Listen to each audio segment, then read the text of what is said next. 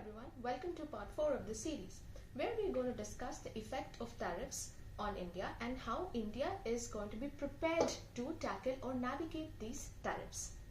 I will discuss broadly on two things. First, can services trade be of any help? Second, is India actively signing new trade agreements and finding new partners in other countries? First, starting with services trade. The growth of services trade in India has expanded rapidly from 2000s and currently accounts for almost half of the total value that we export. According to the statistics, in 2023, services exports accounted for nearly 40 to 50% of our total exports. 35.4% of the exports were coming from business services. Another 8% of the value of services exports were coming from travel, tourism, insurance, finance and transportation. While tariffs do not directly affect services trade and services are not directly affected by them, but according to several estimates and several experts, there might be some second order effects of tariffs on services trade due to deteriorating client sentiments and negative investment feelings among the investors. Now focusing on the second part of the video, where we will talk about the recent India-UK trade agreement signed in July 2025.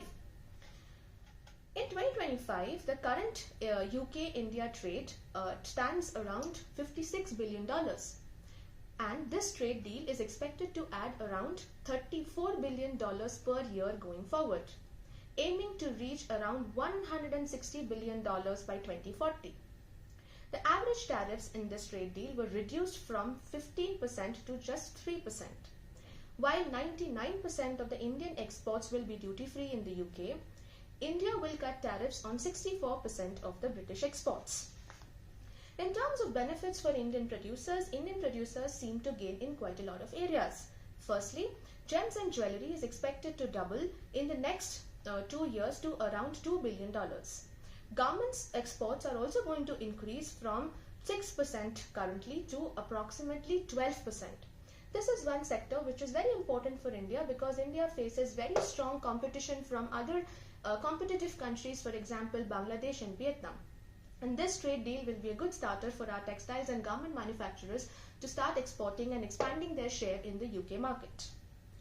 Thirdly, engineering goods, especially auto parts and machinery, is also going to see a benefit from this agreement. Seafoods and agriculture and the processed foods are also going to see considerable growth in the next 3 years. Many of these sectors, as you will notice, are very labor intensive, which will have second order multiplier effects because once people have more money, they have more aggregate demand that boosts the growth of the economy.